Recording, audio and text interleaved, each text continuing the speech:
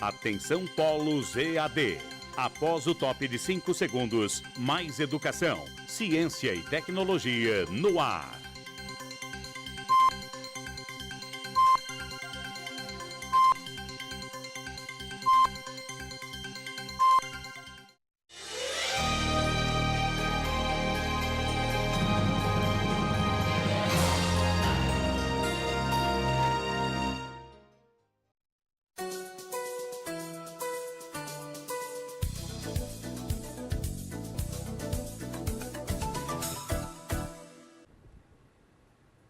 Bom dia, estamos de volta a mais uma aula.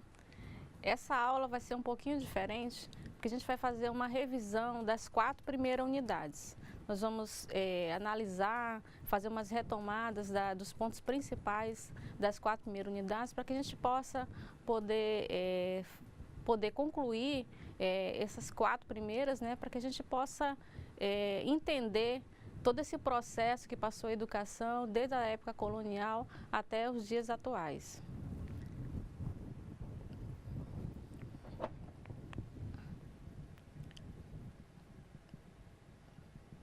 Bom, os objetivos das nossas 4 primeiras unidades, nossa revisão, é relacionar as 4 unidades estudadas, fazendo referência aos principais destaques ocorridos em diferentes momentos da educação brasileira. Reconhecer as transformações dos perfis dos educadores sofridos no decorrer dos tempos. Refletir sobre as conquistas e lutas dos profissionais da educação desde a época colonial até os dias de hoje. Bom, começando, dando início, temos em nossa lembrança o perfil de alguns profissionais que marcaram nossa época de escola. Então, como a gente falou aí na primeira aula, quando a gente puxa na memória, a gente sempre tem lembrança de algum profissional, de algum funcionário da nossa infância, da época que a gente estava ali na educação primária, no ensino primário, que a gente chamava, né, nas primeiras LDBs. Qual aquele profissional que marcou a tua memória? Qual aquele profissional, como é que era o comportamento dele? Um pessoal que trabalhava na portaria, uma merendeira que servia aquela hora do lanche, o diretor, como é que era o perfil daquele diretor, a professora, como era o perfil da professora. Então a gente faz esse resgate para a gente poder fazer essa comparação de como a gente atua hoje, ou até mesmo de como a gente analisa, porque diferentemente a gente às vezes não consegue olhar para nós mesmos, a gente consegue fazer um comparativo com uma outra pessoa, como era aquele perfil daquele profissional que marcou a nossa lembrança e como é o perfil dos profissionais de hoje. Será que era muito diferente? Será que eles eram os mais respeitados ou menos respeitados? Será que eles tinham mais voz na escola do que hoje? Então a gente fez esse resgate para a gente pode construir agora nossa identidade como profissional. Então, a gente coloca aqui, ambos exerceram suas atividades em épocas difíceis, como no período do regime militar.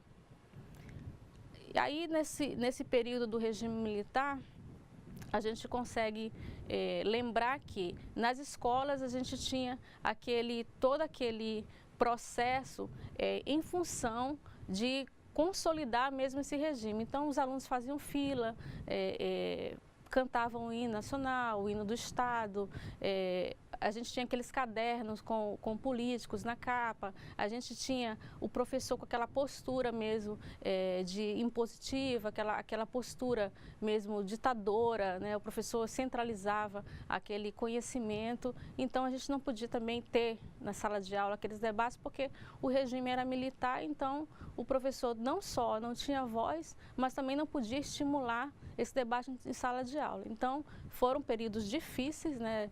Muitos podem não concordar, né? Achar que no momento a educação ela tinha mais respeito ou tinha mais... os professores tinham, digamos, um maior controle da disciplina, mas muitos reconheceram que foram períodos difíceis que os funcionários passaram naquela época. Aí a gente já vai para o período da colonização. Os primeiros professores foram os jesuítas, religiosos, com uma longa formação humanística e didática. Esses professores eram acompanhados de coadjutores, pessoas responsáveis por toda a formação do aluno. Relembrando a última aula, os coadjutores eram as pessoas que auxiliavam os jesuítas, que eram os professores. Então eles eram responsáveis não só pela manutenção do prédio, mas também pelo cuidado com os animais, porque as casas, as escolas eram nas fazendas, então os alunos ficavam em regime de internato, então todo aquele aparato que era dado ao aluno era de responsabilidade dos coadjutores. Então era dada a ele a sua devida importância. Então os jesuítas não ficavam sem os coadjutores, eles precisavam dessas pessoas que ajudavam na educação das crianças. Já com a expulsão dos jesuítas, para substituí-lo, instituíram-se as escolas régias. Então, nessa época, qualquer pessoa alfabetizada e que dominava a gramática e a aritmética podia dar aulas. Ao contrário do período jesuítico, então as pessoas não tinha aquela preocupação com a questão da qualidade. Os jesuítas eram pessoas preparadas, eram pessoas que tinham a sua graduação, a sua especialidade. Já essa época em que foram consolidadas as escolas régias, então não tinha essa preocupação. As pessoas eram alfabetizadas, conheciam um pouco de matemática, já podiam se apresentar para dar aulas. Então foi um período difícil para a educação, porque o professor ele ficou sozinho na sala de aula, depois da expulsão dos jesuítas. Então não era aquela preocupação com a qualidade. O professor queria ministrar aulas, então ele levava os alunos, arrumava um local, né, e ficava ali responsável por toda a estrutura para poder ministrar aquela aula. A educação ficava por conta de uma só pessoa, o professor. No máximo, um escravo ou uma escrava, responsável pela higiene do local. Após 1834, ocorreram as mudanças, quando a responsabilidade de oferecer escola passou para as províncias. Houve então a multiplicação das escolas primárias e a construção de prédios maiores. Isso tudo motivou o surgimento de novos profissionais. Então verifiquem que nesse momento é que surgiram, voltou aquela necessidade, né, o governo sentindo aquela necessidade de o professor ter todo um aparato, porque a gente não pode, né, ter uma estrutura de escola, ter uma educação realmente de qualidade sem ter só o professor sozinho com os alunos. Então, a partir do momento que ampliava-se as escolas, ampliava-se não só o número de escolas, mas a questão dos prédios, então houve essa necessidade de chamar novos profissionais. Então surgiu a figura da merendeira, surgiu a figura do bibliotecário, surgiu a figura de outros profissionais que podiam contribuir aí nessa educação.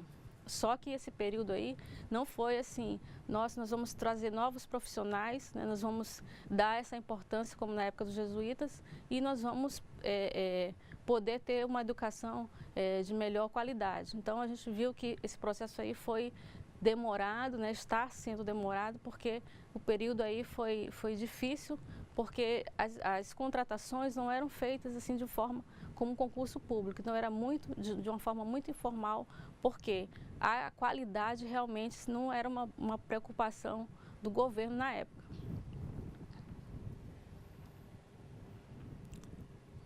Como eu falei aqui, o recrutamento desses funcionários se dava por indicação política e no sistema informal. Nos dias de hoje, a gente está no tempo de transição, né? Nós estamos no tempo de transição. Os funcionários precisam não somente fazer o que fazem, mas sistematizar e institucionalizar suas identidades funcionais. E a gente trata então da profissionalização. O que é a profissionalização? É o movimento de transformação de ocupações de apoio para profissões reconhecidas e regulamentadas por uma habilitação escolar em nível médio ou superior.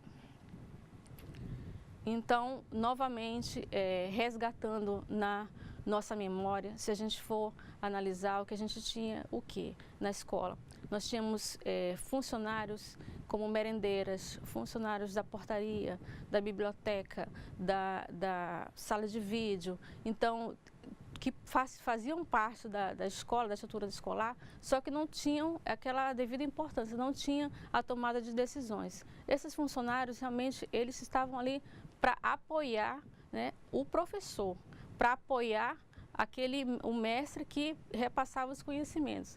Então, o profissional pensava o quê? A gente não tem voz, a gente não toma decisões. O secretário era chamado nas reuniões apenas para construir as atas, realizar as atas, redigir as atas.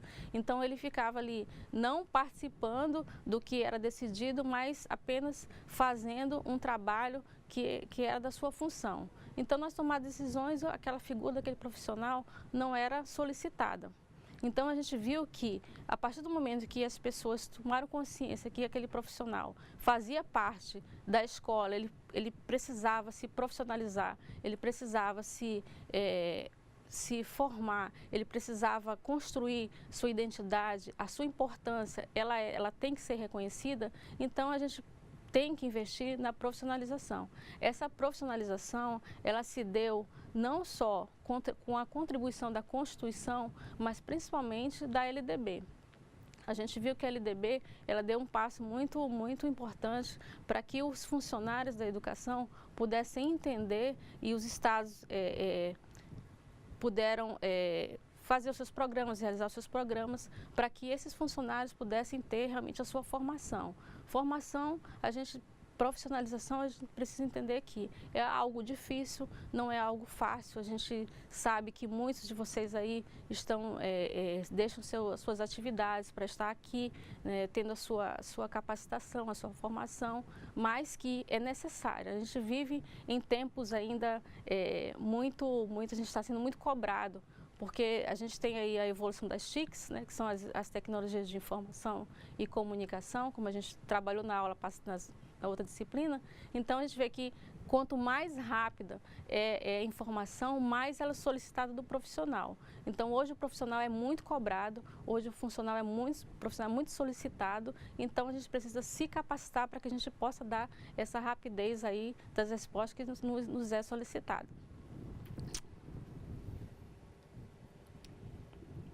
Então, aí eu falei dos programas que os governos, né, o governo federal trouxe para o funcionário. A gente fala do nosso programa, que é o Profuncionário. É um programa que visa a formação dos funcionários de escola em efetivo exercício, em habilitação compatível com a atividade que exerce na escola. Então, o profissionário, ele objetiva construir pelo menos 4 identidades de funcionários na escola com profissionalização em nível médio. Então, é a Secretaria Escolar, que nós estamos aqui, é o nosso curso, multimeios didáticos, alimentação escolar, infraestrutura escolar. Então, a gente tem essas formações em nível médio,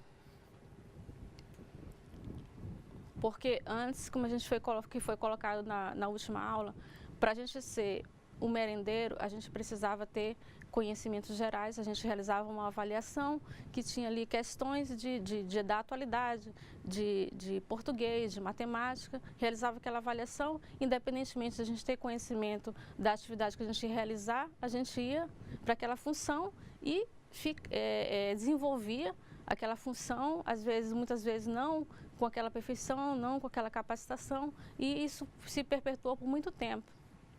Percebeu-se que hoje a gente precisa não só ter conhecimentos gerais, mas a gente precisa principalmente saber desempenhar melhor a nossa função. Porque a gente tem uma competitividade muito grande, né? Entre os profissionais, a gente precisa se capacitar, a gente precisa investir na nossa formação, a gente precisa tentar buscar mais conhecimentos que venham contribuir para a nossa prática. A gente todo dia está sendo cobrado, como eu já falei, a gente está sendo estimulado à competição, estimulado a ter mais conhecimentos de tecnologia. Então, a partir do momento que você entra num programa que te proporciona essa capacitação, te proporciona o contato com as tecnologias, é importante que você invista nessa capacitação. Eu sei que a gente muitas vezes tem, às vezes, vontade de desistir, às vezes vontade de se afastar, a gente tem uma cobrança no trabalho, a gente tem uma cobrança da família, a gente tem uma cobrança, você precisa se formar, você precisa se capacitar, você precisa investir numa língua, você precisa, numa língua estrangeira, você precisa investir mais e mais formação, mais a sociedade. A gente sabe que cada vez que a gente tem uma evolução dos processos de comunicação, a gente tem uma cobrança externa, a gente precisa investir também, né, nessa formação para que a gente possa, né, acompanhar todo esse trajeto aí que é longo. A gente sabe que cada vez mais está sendo estimulado a percorrer esse caminho, mas a gente precisa seguir em frente.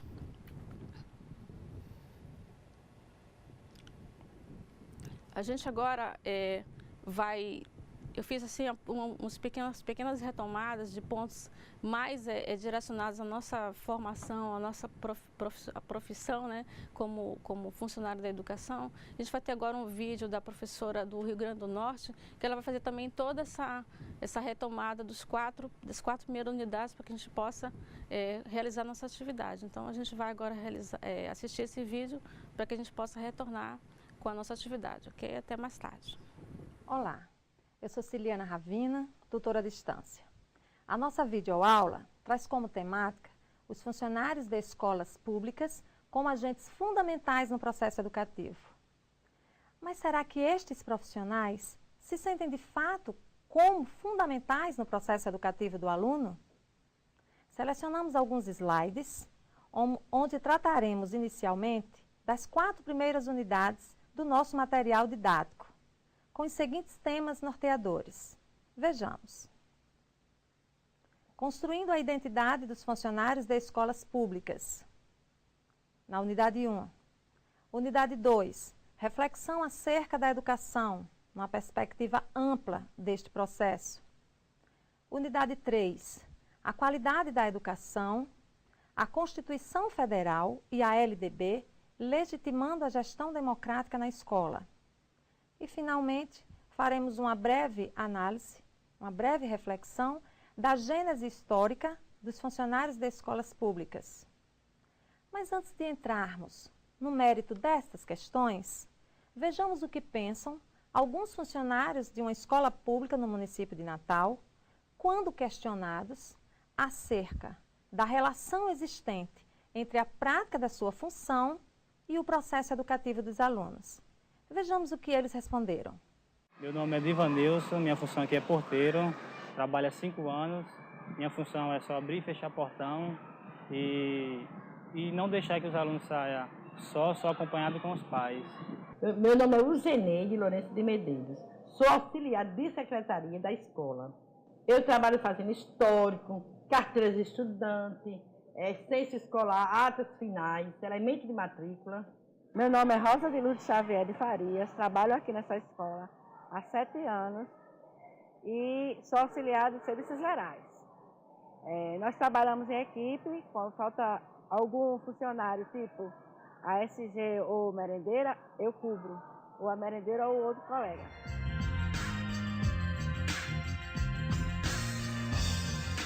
Nunca fui convidado para reuniões pedagógicas e a função dos professores é a minha aqui no portão.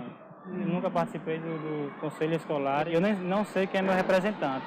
Eu não acho importante o funcionário da secretaria participar de reunião pedagógica.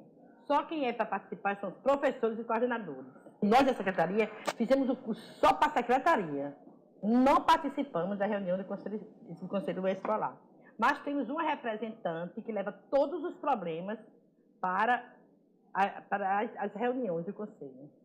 Eu acho importante os funcionários participar da reunião pedagógica, porque nós vamos aprender como lidar com as crianças.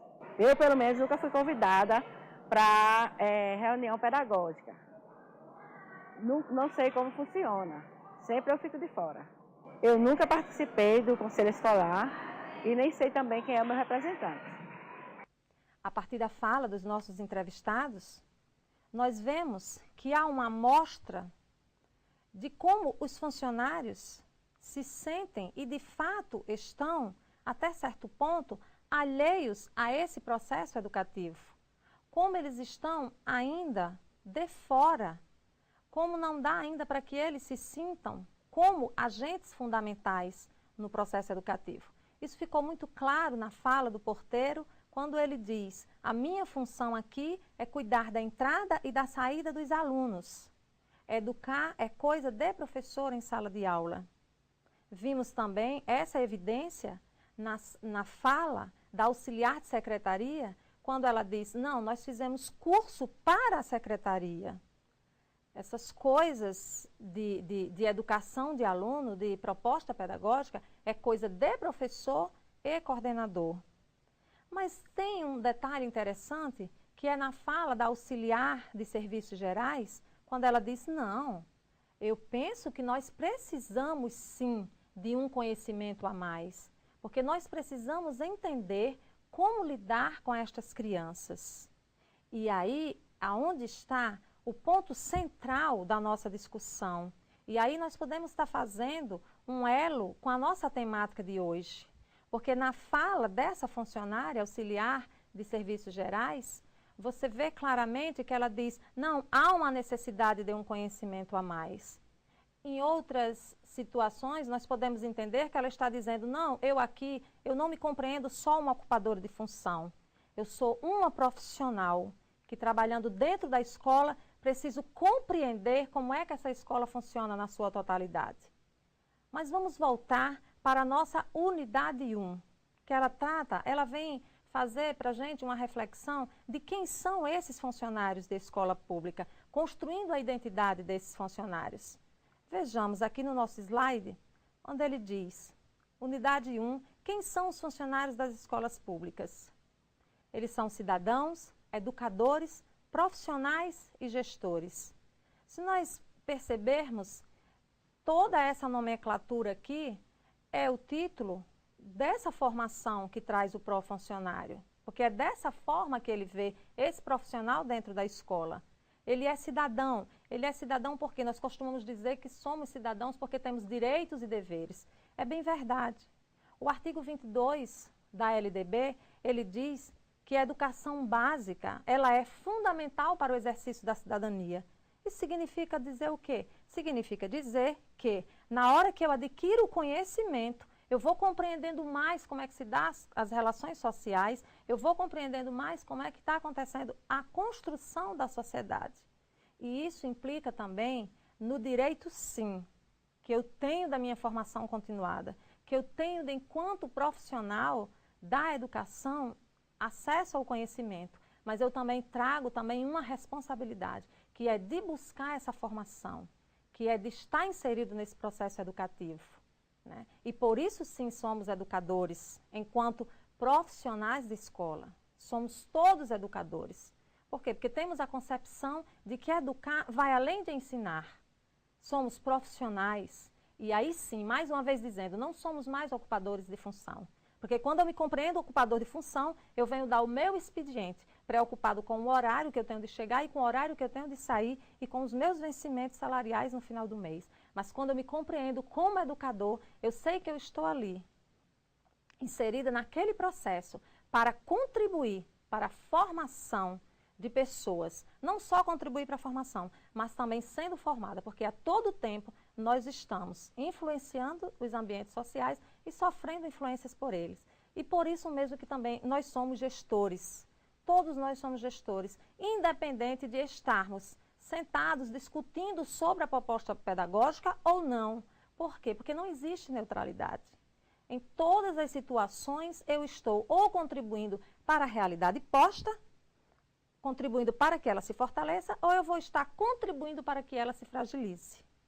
Vejamos a segunda unidade, que ela vai fazer uma reflexão sobre o que é educação. Nos dias de hoje, o autor do nosso material didático, o professor Molevade, ele diz assim: nos dias de hoje, quando se fala em educação, a gente pensa logo em escola. O ato pessoal de educar-se e a ação social de educar são anteriores a ela. Ocorrem em outros espaços sociais. Isto quer dizer que a ação de educar vai muito mais além do ato de ensinar. E precisamos compreender isso, porque é interessante que às vezes nos fóruns, a gente conversando com os alunos, a gente vê, conversando com os cursistas, com os funcionários, a gente vê quando um funcionário diz ensinar é coisa de professor, é verdade. Ensinar é coisa de professor. Né? Na hora que você vai fazer, um funcionário faz a limpeza de um determinado ambiente, é coisa de ASG limpar o ambiente.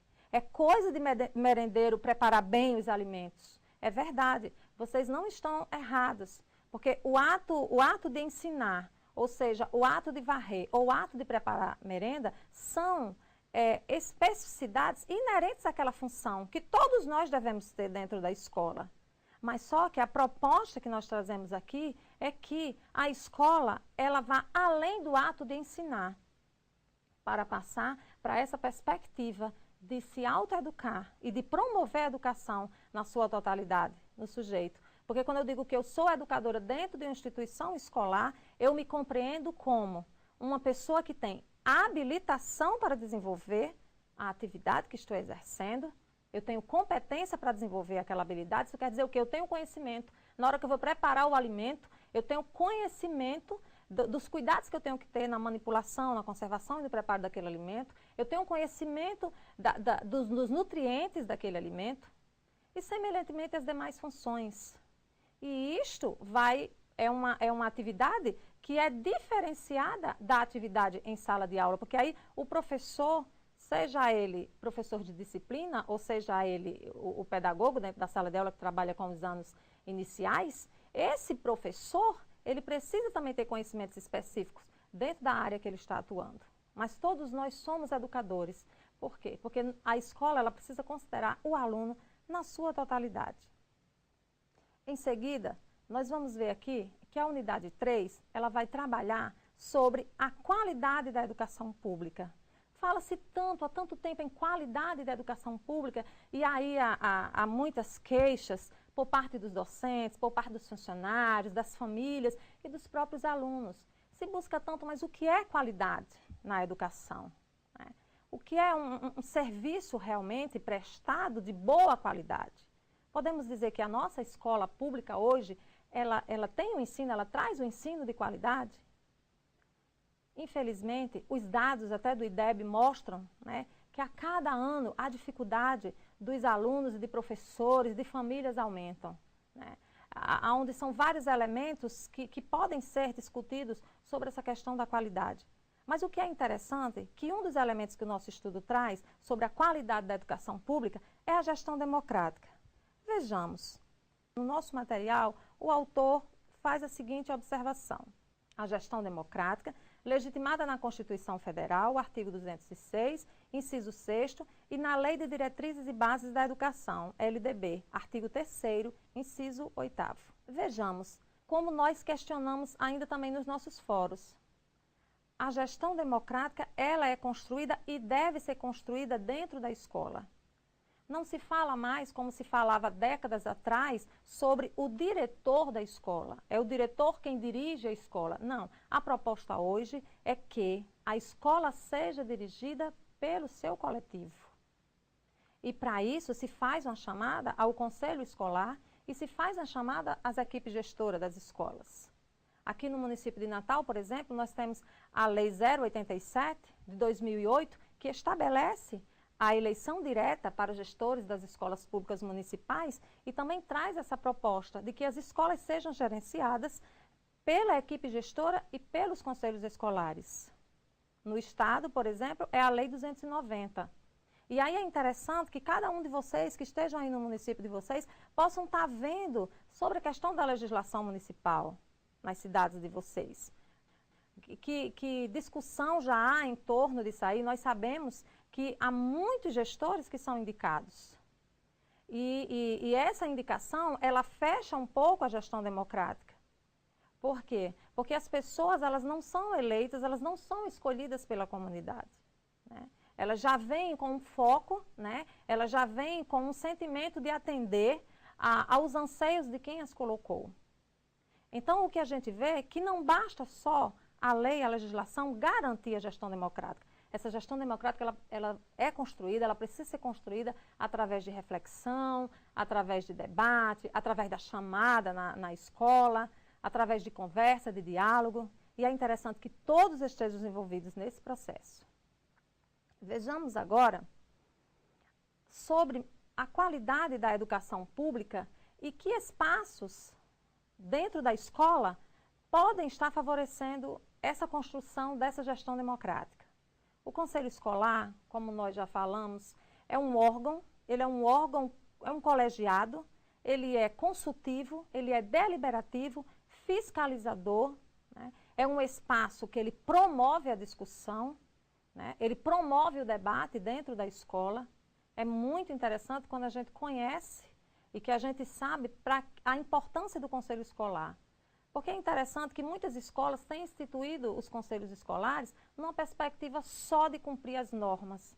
Porque o caixa escolar, as unidades executoras, elas só funcionam com o aval do Conselho Escolar. E muitas têm instituído simplesmente para receber os recursos, sejam federais, sejam municipais. Mas a proposta não é essa. Precisamos compreender esse colegiado como um espaço importantíssimo de luta pela qualidade da nossa educação. E é interessante que os conselheiros escolares, eles se percebam, eles se compreendam como representantes do seu segmento. Então, eu estou indo para uma reunião do Conselho Escolar para levar o anseio, o desejo e a proposta do segmento que eu represento. Seja eu professor, seja eu funcionário, seja eu aluno, seja eu pai. O projeto político-pedagógico escolar, o PPP, ou a proposta pedagógica, como alguns denominam, né, na verdade, a gente pode dizer que é a alma da escola. Não conseguimos compreender nem conceber como é que uma escola funciona há 10, 20 anos, 30 anos sem a sua proposta pedagógica. Porque é através da proposta pedagógica que eu posso ter uma análise da escola que eu tenho e da escola que eu almejo ter. É ali onde eu vou ver e eu vou fazer uma análise de todas as potencialidades que eu trago enquanto coletivo e também das minhas fragilidades. Então, primeiro eu vou fazer uma reflexão, eu vou analisar a escola que eu tenho, eu vou ver aonde é que estão as minhas potencialidades, aonde eu vou poder caminhar mais, aonde eu vou ter que parar, que elementos eu preciso inserir, que outros elementos eu preciso retirar ali naquele espaço. Então, esse diálogo é riquíssimo. A escola precisa estar pensando no seu PPP, não como um documento a mais, não como uma norma, mas como um elemento vivo, para que essa escola caminhe numa perspectiva de qualidade de trabalho. O regimento escolar, entre outros elementos, é outro veículo também muito interessante para fortalecer a gestão democrática dentro da escola, né? O regimento escolar é interessante, ele vai o quê? Ele vai estabelecer as regras de convivência dentro da escola e as regras de funcionamento em todas as instâncias que fazem essa escola. Desde das normas de horário de entrada e de saída, mas desde o que pode estar sendo previsto nesse currículo escolar. É interessante, a escola tem uma situação específica naquele bairro, está inserido num bairro de muita violência, ou está inserido num bairro onde há muita divergência, assim, dentro das famílias, há problemas muito sérios com as famílias, né, das crianças. Então, vamos colocar aqui dentro do nosso currículo, né, vamos colocar aqui dentro do nosso currículo um tema transversal levado a essa situação. E aí é interessante, porque o regimento escolar, ele pode também estar prevendo isso aí. Vejamos em seguida, na nossa unidade 4, né, chegamos agora a um ponto interessante, que é essa retrospectiva, essa gênese aí desses funcionários das escolas públicas, desde o início da escolarização no Brasil, né? Com a escola jesuítica na Bahia, em 1500, a gente via que quem era responsável pela educação eram os religiosos, né? Aonde eles se dividiam. na ação de educar e de cuidar. Vejamos aqui. A nossa quarta unidade, ela vai trazer os funcionários das escolas públicas fazendo uma gênese histórica de quem são, de quem eram esses funcionários desde o início da escolarização. Vejamos, em 1500, o colégio, com o surgimento do Colégio dos Jesuítas, em Salvador, os religiosos trabalhavam com a educação integral, dividindo-se em professores e coadjutores. É interessante nós percebermos que nessa época havia uma preocupação com a educação integral do aluno. Então havia qualidade. Os alunos não eram vistos só como depósitos de informação. Esses religiosos se dividiam na atividade do ensino e na atividade que a gente chama hoje de não docência. Os outros religiosos que não estavam diretamente ligados àqueles conteúdos passados nas salas de aula para os alunos, eles trabalhavam numa perspectiva de educar e de cuidar e de dar outras informações para esses alunos, trazendo outras informações para esses alunos, desde o preparo da alimentação deles, desde o cuidado com a saúde, desde a cultura. Então, havia uma qualidade. E era interessante muito a gente perceber que esses funcionários que trabalhavam como coadjutores, que auxiliavam na atividade docente, eles tinham formação. Eles eram pessoas letradas, eram pessoas cultas, até porque os religiosos costumavam ser bons leitores, e era interessante que toda aquela cultura que eles traziam consigo, eles repassavam naquele dia a dia com aqueles alunos. Então, havia qualidade no ensino. Com a expulsão dos jesuítas, acabou o quê? Acabou que não sentia mais esse funcionário nessa atividade não docente para auxiliar o trabalho do professor. E é interessante que por longos anos não foi construída nenhuma escola no Brasil.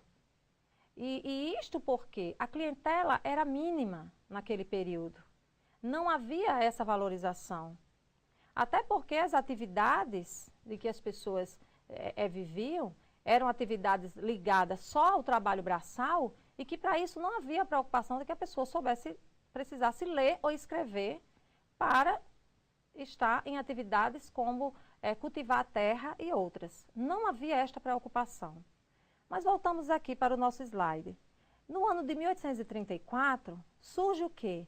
Dois tipos que a gente pode qualificar, duas qualificações de funcionários, que eram os subempregados clientelísticos, os burocratas administrativos. Aí eles não eram inseridos no processo educativo. Esse subemprego, por que era denominado subemprego, gente? Porque eles recebiam quase nada para desempenhar a sua função. Os subempregados clientelísticos eram pessoas que eram convidadas para trabalhar ali, naquelas escolas. Não havia uma preocupação, na verdade era uma indicação política, que é um problema bem atual ainda hoje. De maneira nenhuma, querendo aqui desmerecer o trabalho das pessoas que são convidadas hoje para estar dentro das escolas, porque hoje há uma necessidade muito grande das pessoas, as pessoas têm que sobreviver, elas precisam trabalhar, mas a gente sabe que não há, por parte do gestor público, uma preocupação com a qualificação desse profissional. É interessante que nós encontramos situações de pessoas que estão nas secretarias das escolas, trabalhando com escrituração escolar, sem saber ler e escrever. É quase impossível de compreender como essas coisas acontecem, mas existem, né? A gente vai ver lá na frente, na unidade 8, na nossa próxima aula, sobre a questão da terceirização no serviço público. E é interessante que aí começou, sim, um afastamento. A escola começou a perder a qualidade e começou um afastamento desses funcionários de escola nesse processo educativo desse aluno. Mas lá na frente, né, que a gente pode dizer nos dias atuais, aí a gente já vê uma preocupação maior com a formação continuada. Mas o que eu acho mais interessante é que essa preocupação com essa formação continuada está partindo do funcionário. dificilmente você vê, a não ser, sim, não vamos negar aqui que o governo federal, inclusive o pró-funcionário, né, é uma medida, é um programa que vem com uma medida do governo federal para estar capacitando os funcionários de escola. Mas a gente vê que muitos gestores, sejam gestores municipais ou sejam gestores escolares, não têm essa preocupação de estar fazendo esse convite, de estar inserindo essas pessoas nesse processo educativo. E hoje, esses profissionais, eles precisam ser vistos como profissionais conscientes do seu papel no processo pedagógico e que buscam mais conhecimento e mais respeito. A proposta atual é que os profissionais da escola pública se sintam como conscientes de que são educadores e de que nessa situação são também cogestores, são responsáveis pela escola que nós temos, são responsáveis pela sociedade que temos. Nós somos responsáveis pela sociedade que temos. E é interessante também dizer que esse desejo por essa formação, por essa qualificação, por esse saber mais, tem partido dos próprios funcionários. É bem verdade que alguns ainda se colocam com alguma posição de que precisam ser convidados, que sentem a necessidade de ser convidados pela equipe gestora. Eu preciso de um convite para participar de uma reunião, como nós vimos nos nossos entrevistados no início da nossa aula. Eu nunca fui convidado, eu não me convidaram, eu nunca participei porque não fui convidado. É interessante que você não espere por esse convite, mas você vá, você dê o primeiro passo. Afinal de contas, todos os processos escolares, eles têm resultado numa ação coletiva, jamais individual. Quer essa ação seja ativa ou seja passiva. Todos nós somos responsáveis pela escola que temos. A nossa aula hoje termina por aqui. Estamos de volta. Um abraço aí aos tutores de Cujubim, de Ouro Preto. A gente estava tendo aqui uma conversa aqui pelo chat. Um abraço também para os outros tutores de outros municípios. E continue participando aí pelo chat, para que a gente possa ter essa interação aí dos questionamentos que vão surgindo aí durante a aula. Tá? A gente vai respondendo aí durante a realização do vídeo. Vocês estão estudando o vídeo, a gente está respondendo aí as questões aí que vão surgindo durante o decorrer da aula. Bom, a nossa atividade realmente foram que eu também, sempre como eu venho com essa continuidade de questões assim bem subjetivas, bem do dia a dia da sala da escola, para que vocês realmente sempre levem o que é tratado aqui na nossa aula para o trabalho, para o ambiente que vocês têm aí no profissional de vocês, para que a gente possa fazer sempre essa retomada do conhecimento com a prática. Então, eu vou ler aqui as perguntas e a gente vai dando aí umas ênfases onde tiver os pontos aí importantes. A primeira, quando e por quais motivos tem início o aparecimento de novos funcionários assalariados? Por que foram instituídas as aulas régias? A questão 3, você tem lembrança de algum fato que ocorreu em sua infância, onde a escola na qual estudava feriu a LDB ou o Estatuto da Criança e do Adolescente? Se a resposta for positiva, descrevam. Então, nessa questão 3, gente, vocês vão descrever alguma situação que você tem lembrança aí na sua cabeça de que você passou enquanto criança, enquanto aluno. Você vai descrever que ponto foi esse que você acha hoje, que tendo conhecimento da LDB, da Constituição, que esse fato feriu, né? Que essa escola, de uma certa forma, feriu. Não precisa citar, claro, o nome da instituição, não precisa citar o local, cite o fato, né? Sem citar nomes de instituições, cite o fato e faça esse debate aí com um colega, algum fato da escola que você acha, olha, se fosse hoje, né, nesse período de hoje, isso não estaria certo, de acordo com a Constituição, de acordo com o Estatuto, isso teria realmente ferido, estaria realmente contra a lei. Então, cite esse fato para que a gente possa aí analisar e pode colocar também aí no nosso fórum de discussões, alguma questão que você realmente trouxe do passado, que a gente faça esse comparativo com a realidade de hoje, ok? A quarta questão, em sua escola, qual a proporção de funcionários sindicalizados? Na sua opinião, qual a importância de se sindicalizar? A questão 5, enumere algumas vantagens da profissionalização dos funcionários da educação. Você vai, o que você acha que realmente é de mais importante, você vai relacionar aí as vantagens dessa profissionalização que vocês estão tendo agora, o que está trazendo de vantagem. E a 6, você conhece algum funcionário que não deseja se profissionalizar? Cite os motivos alegados por ele. Então, você deve ter algum colega que diz, não, eu não quero participar de nenhuma capacitação, eu não quero participar de nenhuma formação, eu já está bem do jeito que eu estou, eu já estou, digamos, já estou me aposentando, eu não quero mais entrar, né, nessa questão de estudar. E o que ele alega? O que ele usa como justificativa para não se capacitar, se profissionalizar? Então, você vai citar aí os motivos que ele alega.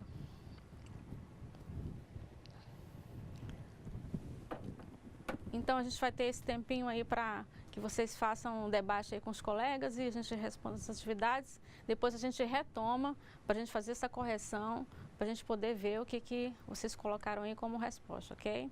Até mais.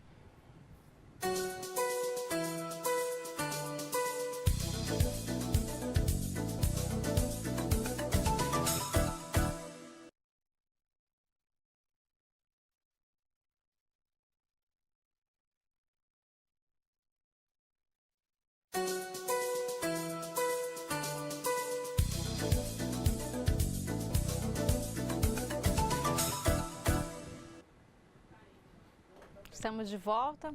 Bom, vamos agora para a correção da nossa atividade, com aquelas questões aí que a gente tratou aí no início das unidades. Bom, a primeira questão, quando e por quais motivos tem início o aparecimento de novos funcionários assalariados? Então, a gente buscou essa questão aí o material de vocês, colocou bem assim que vocês pudessem não ter dificuldade para encontrar as respostas. Em quase todas as cidades dos estados brasileiros foram criadas escolas primárias. Qualquer que fosse seu tamanho, além de professores, era necessária a contratação de funcionários para conservação e secretaria, né? Que é aquele assunto que a gente tratou, que no início eram somente o professor, né, que tratava, conservava o ambiente, mas depois a gente viu que, a partir do momento que passou para as províncias, né, a gente teve um crescimento de escolas e foi necessário aí a contratação de outros funcionários. Porque foram instituídas as escolas régias. Então, as escolas régias, elas foram instituídas para substituir os colégios e escolas dos jesuítas, né, depois da sua expulsão. Qualquer pessoa alfabetizada ou que dominasse a gramática e aritmética se apresentava ao presidente da Câmara para dar aulas. Você tem lembrança de algum fato que ocorreu em sua infância, onde a escola na qual estudava feriu alguma lei como a LDB ou ECA? Se a resposta for positiva, descrevam. Então, a gente colocou ali pessoal, porque pediu também que não fosse citada nenhuma instituição, para como coisa do passado, a gente já se passaram muito tempo, então a gente não prefere não citar, né? O que importa aqui é o fato, é o que aconteceu, que permaneceu na sua lembrança, que você hoje verifica que se fosse hoje, né, teria problema com o Estatuto e teria problema com a Constituição. A gente sabe que teve muito abuso, né? A gente sabe que teve questão da palmatória, né? A gente tinha castigos físicos, tinha aquela pressão psicológica, né? O aluno também muitas vezes era humilhado, se deixava de fazer a tarefa, às vezes ele sofria algum tipo de constrangimento. Isso tudo o Estatuto impede, né, que você realize. Você não pode mais tratar, né, o aluno como era tratado na época, né, do regime militar, na época de algumas décadas atrás. Então, a gente tem ainda na memória alguns fatos desses, como palmatória, como castigos que denegriam, às vezes, a imagem, podia trazer algum constrangimento para aquela criança. Então, a gente, com certeza, ou presenciou ou até sofreu, né? Então, vocês devem ter conversado com um companheiro aí de curso, né? E puxado aí realmente na lembrança coisas que hoje dificilmente ocorreria, porque a gente sabe que está tendo a pressão muito grande, né, em cima dos educadores que estão ferindo o estatuto.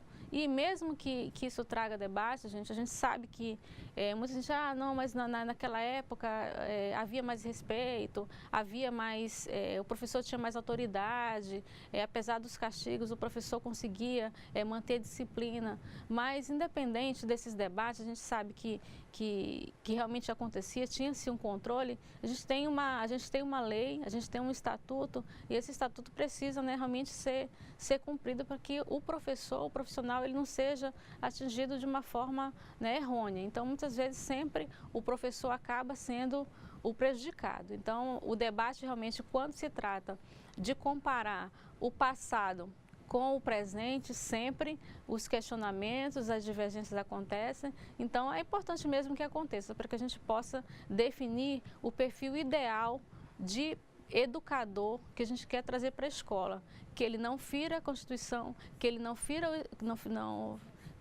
prejudique o estatuto, que ele não vá além do que determina, mas que também não deixe que a disciplina e a educação não aconteça.